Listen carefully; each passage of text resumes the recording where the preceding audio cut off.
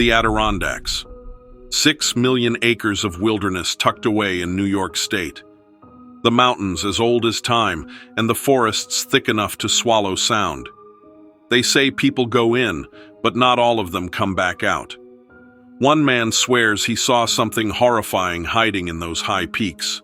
Not bears, deer, or coyotes, but rather a clan of people, feral, twisted, and hungry. They laugh in the dark, they chant for human meat, and they guard their land with a savagery you can't imagine. Was it just a one-time backwoods nightmare, or was this something older and darker? Welcome to Weird Encounters, a place where the ordinary fades into shadow and the unexplainable comes alive. Don't forget to like, subscribe, and become part of our ever-growing community of the curious.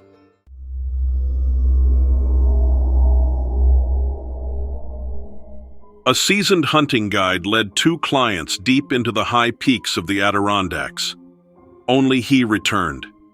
He swears a feral cult stalks those mountains, men and women who've turned wild, who guard their territory with a savagery. The guide says he barely made it out alive. Are these just ramblings, or is there some truth to this story? Let me know what you think in the comments section. My name is Michael Hanley. I'm 52 years old, born in Utica, New York. I've worked most of my life as a hunting guide in the Adirondacks.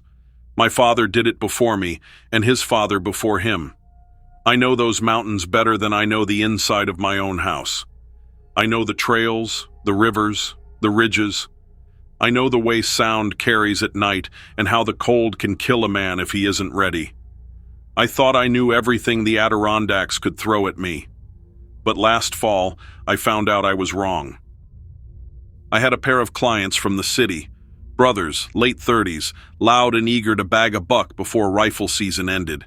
Their names were Greg and Aaron. They weren't my favorite kind of hunters, the type who drank more than they scouted, but money is money, and I figured a few nights in a remote camp might knock some humility into them. We packed up supplies and hiked 8 miles into the high peaks, well off the maintained trails. I set up camp near an old trapper's cabin I'd used before. The place was rotting, roof sagging, but it kept the worst of the wind off. The first 2 days were normal enough. We saw sign, tracks, rubs, scrapes, but the deer kept their distance. The brothers got restless, complaining the woods were too quiet. And they were right. No squirrels chattering, no birds, not even the distant yip of coyotes at night. I told myself it was the weather, a storm front moving in. But in the back of my head I knew better. The woods weren't empty. They were watching. The first real sign came on the 3rd morning. We found a campsite deep in a gully. Not a hunter's camp. Not a hiker's either. This was crude, primitive. A circle of stones blackened with fire, bones piled nearby. Human bones, cracked and hollow. The brothers swore they were deer, but I've seen enough skeletons to know. Femurs, skull fragments, teeth scattered in the dirt. There were other signs, too. Strips of hide stretched between trees, drying in the cold. The smell was rancid, and carved into the trunks around the fire were marks. Circles within circles, gouged deep, almost like someone had bitten into the wood.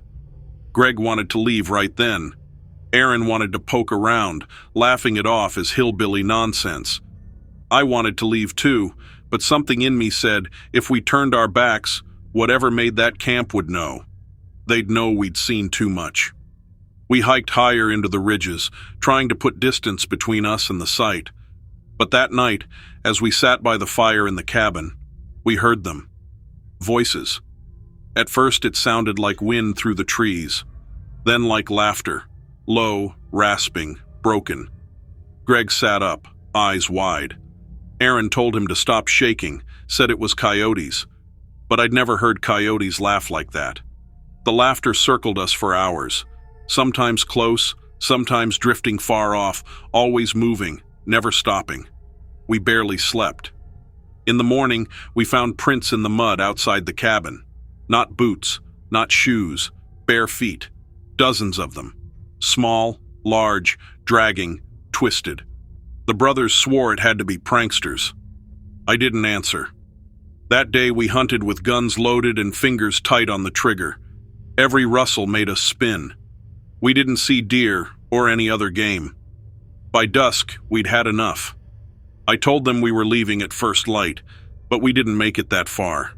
That night they came. The first scream tore through the trees around midnight. Aaron bolted upright, rifle in hand. Greg clutched his sleeping bag, muttering, "No, no, no."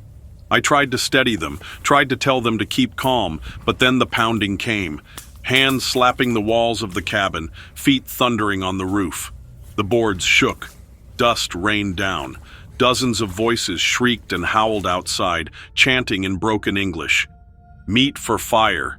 Meat for fire!" One of the shutters snapped open, and a face pressed against the glass. Pale, sunken, smeared with dirt. Eyes wild, teeth broken and black. It grinned and slammed its forehead against the window until the glass cracked. Aaron screamed and fired through the wall. The blast lit the cabin like lightning. The voices roared in reply. They hit the door together, wood splintering, hinges groaning. I shoved a table against it, yelling for the brothers to grab their gear, but panic took them. Greg froze, sobbing, while Aaron fired blindly, each shot tearing holes into the dark. The door burst open. They poured in. Men, women, children, if you could still call them that. Naked but for rags, skin blistered, scarred, smeared with ash. Some crawled on all fours, others lurched on twisted legs.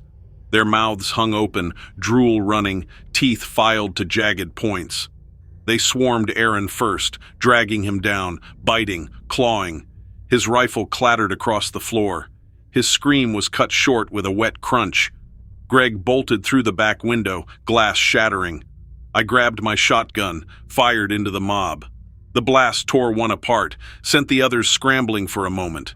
I shoved through them, heart hammering, lungs burning, and ran. I don't remember much of that night. Just running through trees, branches tearing my face, voices shrieking all around me. Sometimes I saw their eyes glowing faint in the dark. Sometimes I heard Greg screaming somewhere ahead. Then nothing. I ran until my legs gave out. I collapsed in a ravine, pressed into the mud, clutching my shotgun. I stayed there until dawn, too afraid to move. When the sun rose, the woods were silent again. I staggered back toward the trailhead, body shaking, stomach hollow. I didn't see Greg. I didn't see Aaron. Just scraps of clothing caught on branches, blood dried black on the leaves. I reached the ranger station that evening, half dead. They listened to my story and nodded like they'd heard it before. One of them said, "You were lucky. Most don't come back." When I pressed, they told me not to go back, not to talk about it.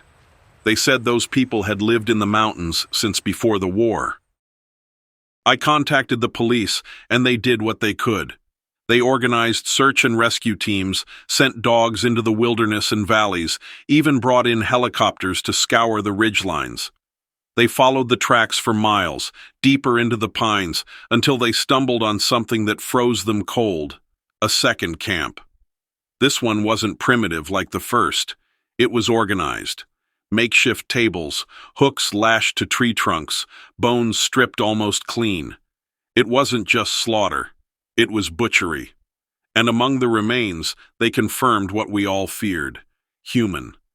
They collected what evidence they could, cataloged the fragments, and bagged what little was left to send to the lab.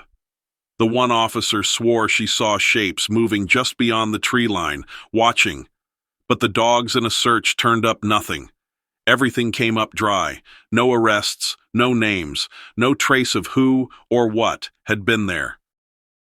The official report that followed didn't mention cannibalism, or the crude camp, or the watchers in the woods. It was dressed up neat and tidy. Likely illegal activity in the area, possibly poachers or drug runners.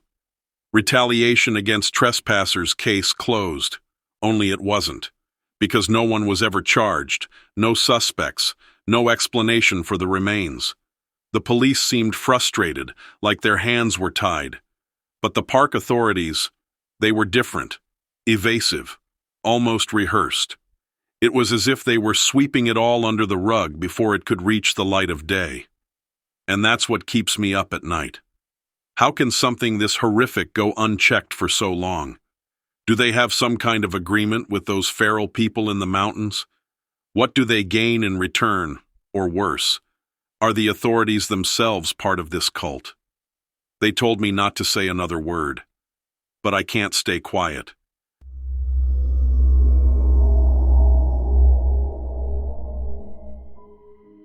They say the ocean never forgets what it takes. At Montauk Point, the drowned don't rest, and the tide keeps whispering for the living to join them. Do you think this really happened? Or was it just their imagination caused by extreme weather, stress, and other conditions? Listen to this story and let me know what you think in the comments. My name is Claire Donovan, and I've lived on Long Island my whole life. I grew up in Amagansett, daughter of a fisherman, granddaughter of a dock worker. The sea has always been part of me. I spent summers hauling nets with my dad, winters fixing boats with my uncle, and by the time I was 20, I'd joined the Coast Guard Auxiliary as a volunteer. Mostly that meant helping tourists, dragging drunks out of the surf, running boat safety checks, filling in when the real coasties were stretched thin. The ocean is unforgiving, but I always respected it. I thought I knew it. What happened last September showed me I didn't know anything. 3 men went missing on a fishing trip out of Montauk. Locals. Their wives reported them overdue when they didn't come home. The radio log said they'd made a brief call about engine trouble near the point, then nothing. I volunteered to assist in the search. Officer Mark Ellison joined me. Mark was 38, father of 2, a solid man who'd grown up in Riverhead. We'd worked together before. Reliable, steady, didn't scare easy. We drove out toward Montauk Point in a county truck, the lighthouse beam sweeping over gray seas. The air smelled of salt and kelp. It should have been a routine search, find wreckage, maybe recover bodies. But as we got closer, the air grew heavy. Still. The gulls were gone. Even the waves felt wrong, like they were rolling in slow motion. We found the boat grounded on the rocks just east of the old Navy bunkers. Its hull was torn open, gear scattered across the deck. Nets lay tangled, hooks rusted, buckets overturned. No men aboard, no blood either. Just an emptiness that felt deliberate, like the sea had scrubbed it clean. Mark pointed at the sand below the wreck. Bare footprints led inland. 3 sets at first, but then more. A dozen at least. Some small, some large. All barefoot, toes dragging, steps uneven, like the walkers had stumbled out of the water. But the tide was wrong. That section of coast dropped fast. No one could have walked out from where the prints began. We followed the trail. It led us up the dunes toward the old bunkers, relics from World War II. I'd played around them as a kid, daring friends to go inside. They were damp, rotten, half-collapsed. Most entrances had been sealed by the county, but we found one yawning open, the footprints leading straight in. The stench hit immediately. Salt, mildew, and something sharp, like rot left too long. The tunnels echoed with our boots. Rust streaked the walls, graffiti flaked in the damp.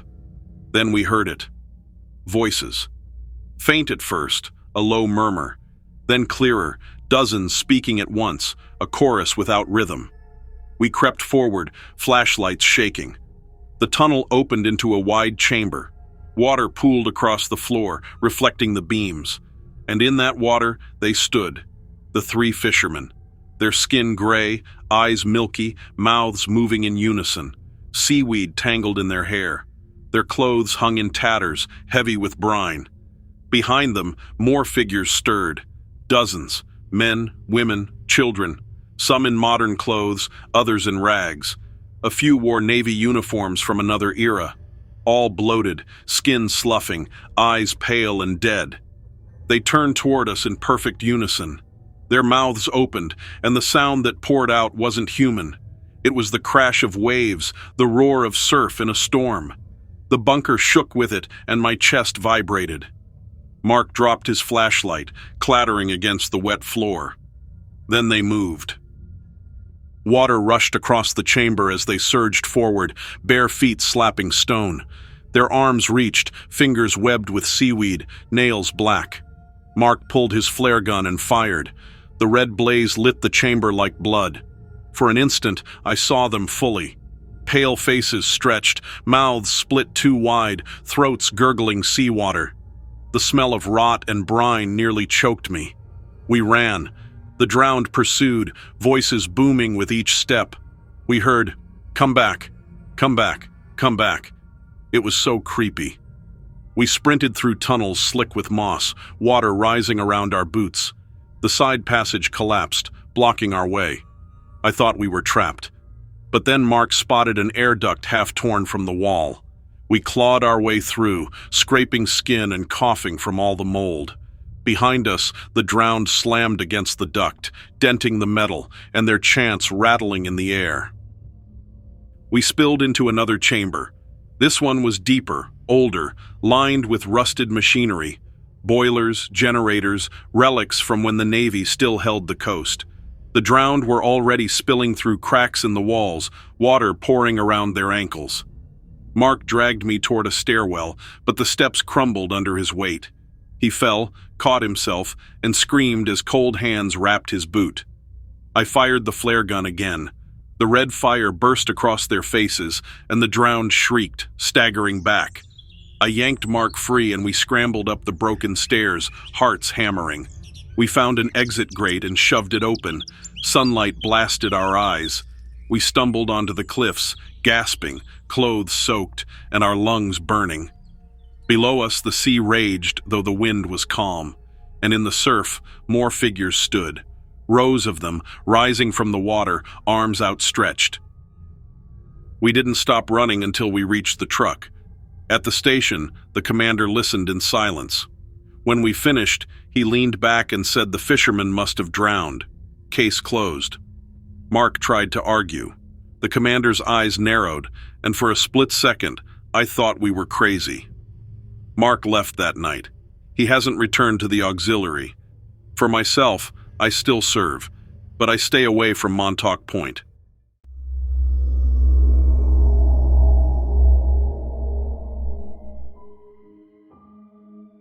Two inspectors walked into the ruins of a burned-out Catskills resort, but they weren't alone. Beneath the ash and rotting timbers, something still stirs.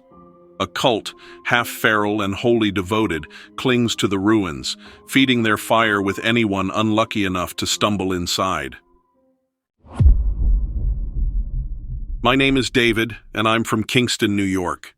I work as a county code inspector. I've gone through hundreds of abandoned buildings over the years, from collapsed barns to half-rotted strip malls. I've seen drug dens, squatters' camps, dead animals in basements. I thought I'd seen it all. But last spring, I learned there are some places that should never be inspected, never marked down, never touched again. The county had a contract to evaluate an old resort in the Catskills, one of those massive vacation properties from the 1950s and 60s, back when the mountains were packed with tourists. This one had been empty since the 80s. A fire gutted the main hall, lawsuits killed the owners, and it was left to rot. Developers wanted it torn down to build condos. My job was to walk the property, note hazards, snap pictures. I wasn't alone. They sent me with Melissa Carter, a new hire in her 30s. She was sharp, eager, clipboard in hand, ready to prove herself. The place sat like a carcass on the hillside, windows broken, vines choking the walls. The parking lot was cracked and overgrown. The sign still read, "Shady Pines Resort," in faded green letters. I told Melissa we'd be in and out in a couple hours. She laughed nervously and said the place felt wrong already. Inside, the smell hit first. Mold, burned wood, and something sharp underneath. The lobby ceiling sagged, tiles hanging by threads. Old furniture rotted in place. We walked through the ballroom, its floor warped and blackened. The chandeliers lay shattered, glass crunching under our boots. That's when I noticed the symbols. Painted across the burned walls in thick black strokes were circles, crosses, spirals. They weren't graffiti. They were deliberate, layered, precise. Melissa stopped, frowning at one of them. "Looks like some kind of ritual thing," she whispered. I told her not to overthink it, just mark it down. But my gut was tightening. We moved deeper, into the old pool area. The water was long gone, the basin cracked and littered with debris. In the center of the empty pool stood a wooden altar. Fresh wood, not old. On it sat a bundle of bones, tied together with rope. The smell of rot was thick. Melissa stared, clipboard shaking in her hands. "We should leave," she whispered. That's when we heard the singing. Low voices, coming from the hall behind us. Male and female rising in unison, chanting words I couldn't understand. We froze, flashlights trembling. Figures emerged from the dark hall. Dozens of them. Men and women in tattered black robes, faces painted white with streaks of red. Some carried torches, others carried knives. They didn't look surprised to see us. They looked pleased. The chanting grew louder. Melissa grabbed my arm. "Run!" We bolted through a side door into the service wing.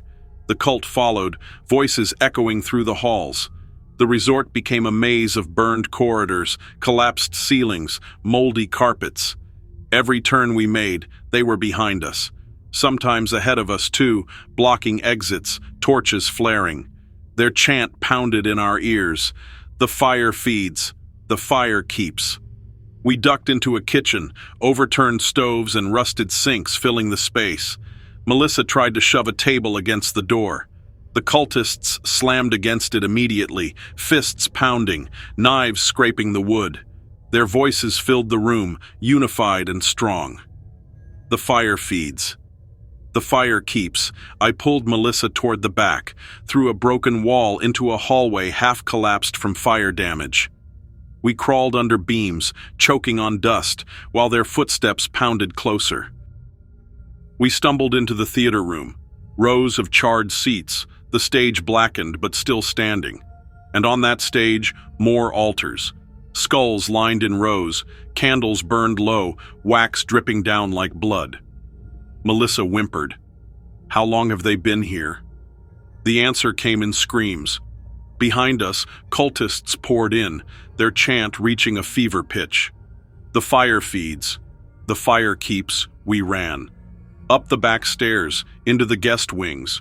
Room after room filled with filth, mattresses piled, walls carved with symbols. Some rooms still had bodies, rotting, posed in beds, mouths open as if mid-scream. Melissa gagged. I dragged her onward. The cultists never stopped following. Their torches lit the halls behind us, shadows dancing, voices relentless. We burst into the top floor, a hallway of shattered windows. Melissa tried one, but the glass was barred from outside. Every window, barred. I realized then we weren't the first intruders. They'd prepared for this. The chant grew closer. The fire feeds. The fire keeps. We found a stairwell and stumbled down. The air grew hotter, thicker. At the bottom, we entered the boiler room. Rusted machinery filled the space, pipes hissing. At the center, a pit glowed faint orange. Flames licked upward, smoke curling. And around the pit were more bones. Dozens. Hundreds. The cult surrounded us. Dozens of robed figures closing in, faces painted, eyes wide. The tall one at the front raised a torch, chanting louder than the rest. "The fire feeds. The fire keeps," Melissa screamed and threw her clipboard at him. It smacked his face, startling him for a second. I shoved her toward the far wall, where a rusted vent cover hung loose. We tore it off and crawled inside as the cult surged. Knives slashed at the vent, sparks flying. Voices screamed, echoing. "The fire feeds. The fire keeps." We crawled blind through rusted shafts, heat burning our hands. The metal shook behind us as they followed, pounding, shrieking. At last, we spilled into the basement garage. The doors were rusted, chained, but sunlight leaked through cracks. I rammed the chains with a crowbar until they snapped. Melissa and I burst into the morning air, choking, sobbing, stumbling down the hillside. When we looked back, smoke curled from the resort. Figures stood in the broken windows watching us. Dozens of them, faces painted white, red streaks glowing in the sun. We didn't stop running until we reached the road. At the sheriff's office, I tried to report it. The deputy behind the desk just stared, expressionless. He said the resort was condemned. No one had been there for decades. Melissa tried to argue. He leaned forward, his lips curling into a faint smile. We left. We didn't go back. But the cult is still there. If anyone knows anything about cults in this area, I would love to get more information. I was amazed we encountered this and want to find out who they are and why they do this. Let me know in the comments.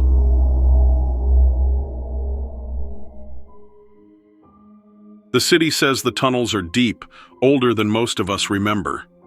In this story, a worker and his partner investigated a dead subway spur in Manhattan. What they found wasn't squatters or rats. It was something else. I've been working maintenance for the Transit Authority for almost 2 decades. I've patched miles of track, replaced third rail sections, cleared trash fires, and found bodies nobody talks about. People think the subway is just trains and commuters, but there's a whole world beneath the city, a maze of tunnels and spurs that were started and abandoned, sealed, forgotten. Not everything down there is mapped, and some of it should never be opened. Last June, my supervisor told me to check an abandoned spur near Canal Street. Power surges had been recorded on the line. Trains reported flickering lights. Somebody had to go down and see if squatters had tapped the cables. They sent me with another worker, Joe Marino, 35, new father, quiet guy who kept to himself. We took the service stairs down. The deeper we went, the thicker the air got, like breathing through wet cloth. The walls dripped. Our radios hissed, then died. By the time we reached the spur, even the hum of the city above was gone. The tunnel was wide, brick-lined, rails rusted but still intact. Graffiti from the 80s peeled off in chunks. Water pooled along the ties. Joe swung his flashlight and muttered that the place looked wrong, like the walls had been clawed at. And he was right. Long gouges raked through the mortar, fresh, like something had dragged its nails along as it walked. Then we found the nest. In a maintenance alcove, piles of rags, old jackets, bones. So many bones. Rat bones, dog bones, but human too. Skulls with teeth missing, ribs cracked open. I told Joe we should go back, log it, let the NYPD handle it. He nodded, pale as chalk. But before we moved, we heard it. A sound like a train horn, faint, rising from the dark. But no trains were scheduled. We froze, listening. The horn echoed, then twisted, breaking into a shriek of metal. Joe whispered, "That's not a train." Something moved in the dark ahead. Our flashlights caught pale skin stretched over long limbs. Too thin, too tall, its back hunched, arms nearly touching the ground. It crawled forward, head jerking, eyes reflecting white. Its mouth opened, and the horn blast came out again, shaking the tunnel. The thing lunged, and we took off. The tunnel echoed with its screeches, so loud my bones rattled. I couldn't tell if the sound was ahead of us, behind us, or inside my skull. We turned corners, stumbled over rails, waded through black water. The thing stayed close, scraping claws against brick, showering sparks. We ducked into a side chamber. Joe slammed the steel door. The screech shook the metal. The hinges rattled, dust raining from the ceiling. In the beam of my flashlight, I saw more bones, piled to the ceiling, gnawed and cracked. Some still had clothing clinging to them. Jackets, shoes, backpacks. Joe whispered, "These are the missing ones." The door buckled. I shoved a pipe through the handle. We bolted deeper, into a passage half collapsed with rubble. We came to a chamber bigger than any I'd seen in the subway. Old brick arches soared overhead. At the center, the third rail pulsed with light. The creature stood crouched over it, claws sunk into the metal, drawing sparks into its body. Its skin stretched as thin as paper. Joe raised his flashlight. The creature turned its head all the way around, bones cracking. Its mouth opened wide. The sound that came out was like steel grinding. The creature lunged and Joe fired his flare gun.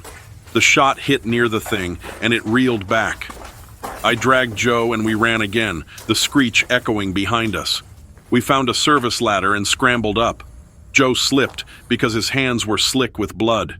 Then the creature slammed against the wall below, claws tearing chunks of concrete. I hauled Joe up with everything I had, and we ended up bursting into what looked like a storage room. The screeches faded. We staggered back to the yard at dawn.